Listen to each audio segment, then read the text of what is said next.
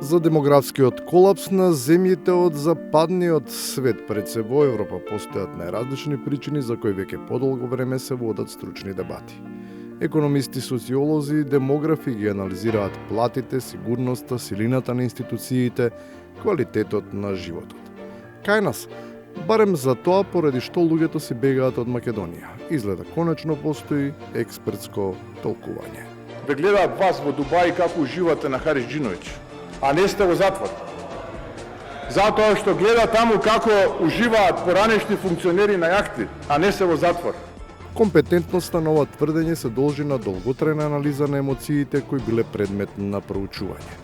Повнимателна обработка на чувствата, дополнителна проверка на географската локација, проценка на амбиентот и приближно мерење на пловниот објект. Заклучоците стануваат недвосмислени.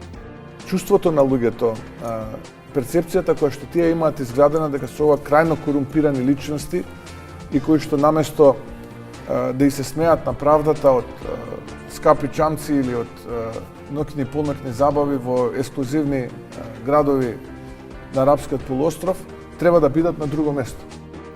Во вакви околности, кога утврдена болката или точната причина за иселувањето, лесно е да се најде и лекот. Време е не само да се вратат нашите од светот, туку и на оние што решиле да трпат и да останат овде.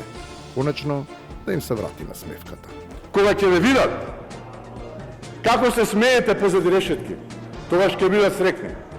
Ви ветувам, ве гледам во очи, ви ветувам дека нема повеќе да ги разочаруваме македонските граѓани да гледаат слики како поранешни функционери уживаат на јахти и во мелосот на Хариџиновиќ. Но и вперени од прсти директната закана не се остваруваат баш така лесно, а изречените зборови понекогаш излегува дека биле кажани само за публика, и тоа не како собствен став, туку како скромна интерпретација на туѓи емоции. Јас практично ја парафразирав пораката на јавноста кон мене. Тоа не беше моја порака кон никого. Но тоа што јас го знам е фактот дека јас не можам да ги судам. Јас не сум судија. И не е само тоа, бидејќи во демократскиот свет белата чума обично не се решава со налози и очекувања кои предизвикани од политичките потреби би требало да ги реализираат останатите актери на сцената. Јас не сум ниту обвинител, ниту судија. Па еднаш кога се јавив на обвинителот ми искара цела држава зашто сум му се јавил. И на крајот, ако премиерот не може, тогаш секогаш има други кои може да демонстрираат решителност. Плюс, нивниот список е поширок, а и дијагнозата поамбициозна.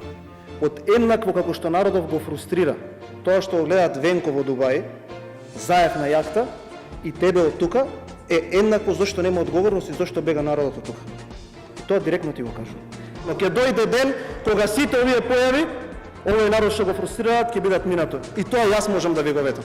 Од земјава не се заминува само поради неостварените ветувања за правда. Од и кај нас, прво, таа избега.